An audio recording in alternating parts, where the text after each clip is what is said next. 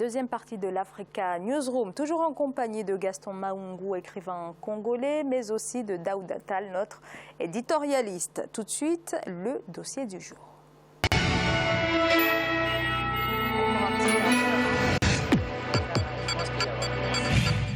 Alors, la littérature africaine francophone, l'engagement y occupe une partie majeure et ce qui fait d'ailleurs son succès, c'est la vision d'une littérature en prise directe avec le politique. Siam de Victoria Sedji.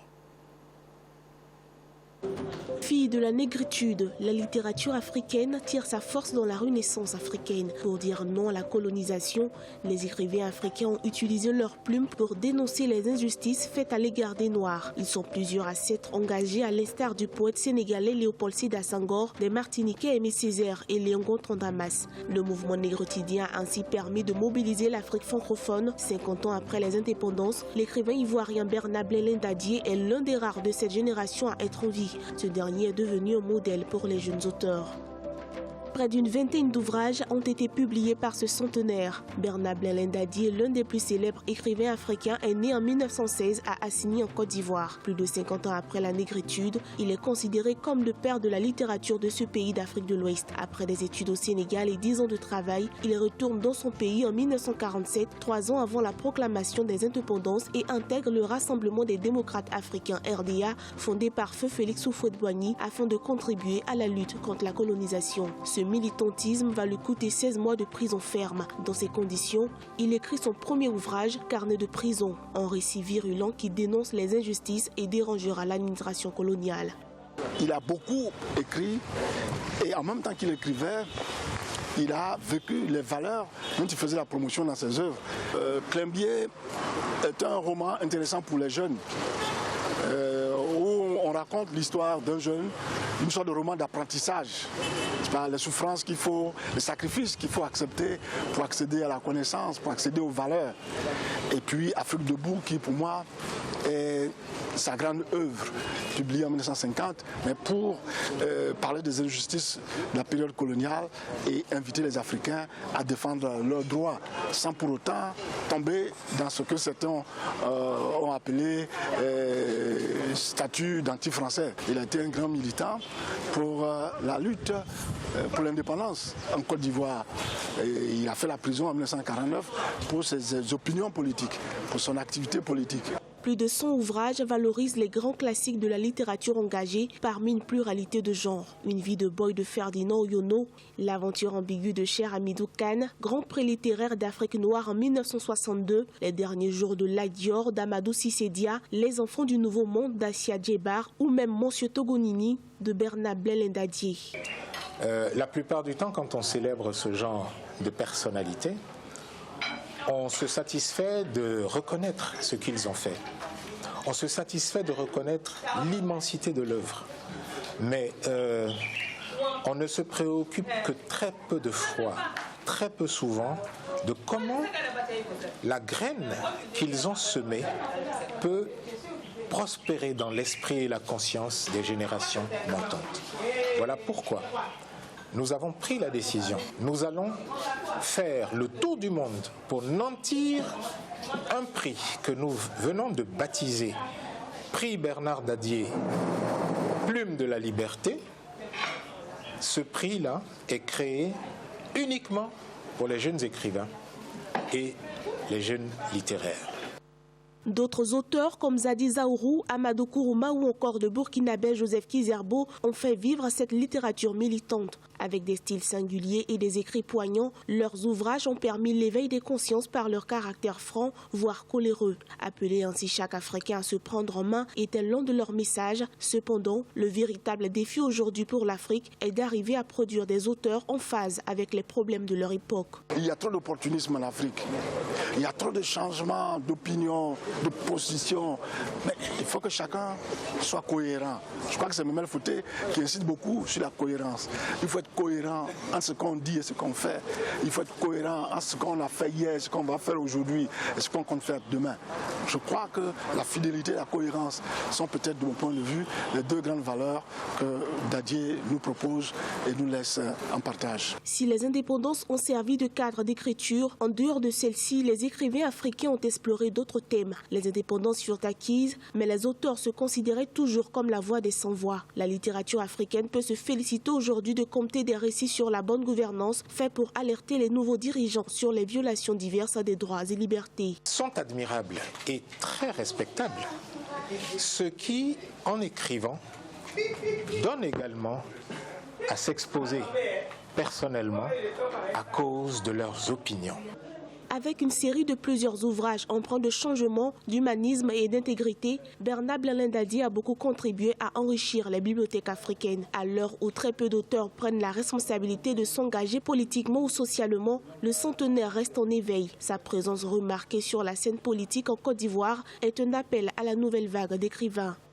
Très récemment d'ailleurs, nous le voyons dans un cocktail d'intellectuels africains et non africains, lancer un appel pour la libération de tous les prisonniers politiques ivoiriens. Vous voyez, ça, c'est une preuve de son engagement en politique et de son engagement citoyen. Dadié invite tout le monde à fraterniser, et ceux qui ne veulent pas fraterniser, qui veulent opprimer les autres, sont ses adversaires. Donc, quelle que soit leur nationalité, qu'ils soient africains, qu'ils soient européens, qu'ils soient français. Au niveau anthropologique, vous voyez que les personnages de Dadié situent l'homme au centre de l'univers. Grand prix littéraire d'Afrique noire en 1965, prix UNESCO UNAM depuis le 12 février 2016 et Grand prix des mécènes 2016 décerné au Grand prix des associations littéraires, Bernard Blanlin Dadié fait partie des écrivains influents du continent. Son militantisme, à l'instar de bien d'autres de sa génération, a permis de grandes avancées sur le plan de l'émancipation sociopolitique. En Afrique, les écrivains engagés paient souvent le lourd tribut du combat gouvernement-opposition. Des auteurs contemporains comme l'Ivoirien Jean-Marie Adiafi, la Camerounaise Calixte Beyala, le Congolais Daniel Biaoula ou encore le Togolais Kossi Efoui ont été à un moment ou un autre de leur vie contraints à l'exil. Sur la scène littéraire africaine, nombreux sont ceux qui hésitent à utiliser ce moyen d'expression qui représente pourtant une force capable d'impulser le changement sur les plans politiques, économiques, culturels et social. Alors Gaston Maungu, alors il y a eu dans un premier temps donc la période de la littérature anticoloniale, on l'a vu dans le sujet, un changement s'est ensuite opéré au moment des indépendances. Deux romanciers incarnent justement ce changement et c'est le Malien Yambo Ouelogué, mais ensuite l'Ivoirien bien entendu Amadou Kourouma. Est-ce que la fin des années 60 c'est vraiment le moment où il y a un véritable tournant dans la littérature engagée ? Oui, dans la littérature engagée, c'était presque le départ, oui, il faut l'admettre parce qu'il y avait un sujet poignant, la politique et la libération. Mais après cela, qu'est-ce qui s'est passé? Eh bien, il s'est passé que la littérature a été étouffée. Il y a un système vicieux. Et comment il marche? Des hommes peuvent avoir des bonnes opinions, mais qu'est-ce que l'homme politique va faire de cela? Eh bien, on va faire de telle sorte qu'on ignore ce que les autres sont en train de faire. Vous pensez à quel pays, par exemple? Lorsque je parle, je vois premièrement mon propre pays à moi, et puis je vois les autres pays parce que le problème, il est le même. Remarquez que des grands hommes qui ont fait du travail, par exemple, pouvaient être assassinés, et puis plus rien ne va en parler. Et la littérature, c'est le moyen par lequel on pouvait s'exprimer, surtout aujourd'hui. Malheureusement, nous sommes en train de nous rendre compte que le sujet politique a fait de telle sorte qu'on abrutisse les populations. Toute cette richesse intellectuelle que nous avons est presque méconnue au niveau de l'Afrique. Pour trouver un ouvrage, il faut de l'argent. Et l'argent, pour s'acheter un ouvrage ou pour s'acheter du pain, le choix est très clair. Donc le problème que nous avons, c'est celui-là. Tout ce que nous apportons comme littérature, c'est connu dans les pays développés. On se dit que là-bas, c'est du travail qui est fait. Mais quel est l'impact sur la population? Il n'y a pas véritablement un impact. Notre littérature n'est même pas dans nos universités. Notre littérature n'est pas dans nos lycées, nos écoles. Notre littérature, on n'en parle pas dans la rue. Alors que chez nous, les sujets politiques, on en parle partout. Sauf les sujets qui peuvent amener la lumière aux gens. Voilà ce qui se passe. Justement, une autre question. Vous qui êtes également écrivain, la littérature contemporaine est aujourd'hui marquée par il y a de nombreux auteurs, mais je retiens par exemple Alain Mabankou et je pense tout de suite au roman Quand le coq annoncera l'aube d'un jour. Quelles sont aujourd'hui les nouvelles stratégies de l'engagement littéraire? Vous qui êtes vous-même assez engagé sur ces questions-là. Pour le moment, nous sommes en train de nous battre de telle sorte que peut-être les grands littéraires deviennent les grands hommes politiques pour faire changer la chose. Alain Mabankou est un grand écrivain. Lui dit « le silence tue ». Vous voyez, il dénonce le pouvoir dictatorial dans mon pays, par exemple. Mais malheureusement, ce monsieur n'a plus de temps de repartir dans son pays parce qu'on va le traquer. C'est un persona non grata dans son propre pays. À cause de quoi? Parce qu'il dénonce la dictature. Nous autres, nous avons des ouvrages qui dénoncent la dictature et qui proposent les solutions pour l'avancement. Mais que voulez-vous? Parce qu'on sait que ce que nous allons apporter va apporter la lumière à tous et changer la donne politique, on n'acceptera pas qu'on rentre au pays. Alors, Daouda Attal, est-ce qu'au regard donc, de l'histoire du continent, est-ce que l'écrivain est forcément obligé de s'engager? Non, pas forcément. Il y a plusieurs types de littérature. Je pense que là, bon, la question elle est pertinente parce qu'on parle de littérature et engagement politique. Mais je crois qu'il y a différents... Mais l'une des grandes composantes de la littérature africaine, peut-être que vous me rejoindrez sur ce point-là, c'est l'engagement. Oui, à un moment donné. À un moment donné, justement, dans la période post-colonisation, enfin post-coloniale, ou même un peu avant, parce que, bien sûr, il fallait que les peuples africains se libèrent. Donc à ce moment-là, on a eu quand même beaucoup de littérature liée à l'engagement politique. Je pense que ça devait continuer. Mais moi, je pense surtout, parce que ce que l'Afrique a besoin aujourd'hui, surtout, c'est le développement. C'est l'amélioration des conditions de vie des populations. Et justement, c'est des thématiques qu'on retrouve justement dans les nouvelles stratégies de l'engagement des écrivains. Voilà, dans les stratégies de l'engagement des écrivains. Je termine juste là-dessus parce que il y a une donnée qui semble dévoyer un peu le caractère, l'engagement politique, l'intérêt qu'on peut voir de l'engagement politique des littéraires. C'est le journalisme, par exemple, les nouvelles technologies, enfin une certaine forme de journalisme, les nouvelles technologies de l'information et de la communication. Vous avez, les gens ne lisent quasiment plus, on est inondé d'informations tous les jours, de gens parfois qui ne prennent même pas le temps de traiter comme il se doit l'information.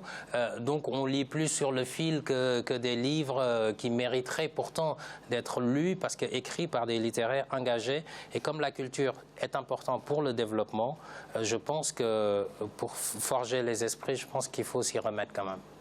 Gaston Maungu, est-ce qu'on peut parler quand même d'une littérature un peu plus personnelle de la part des auteurs à travers notamment, on a par exemple beaucoup de témoignages, on a beaucoup de poésie également, et également de contes philosophiques. Et sur ces questions-là, je pense notamment à Calixte Beyela. Est-ce qu'on peut parler d'un renouveau de l'engagement?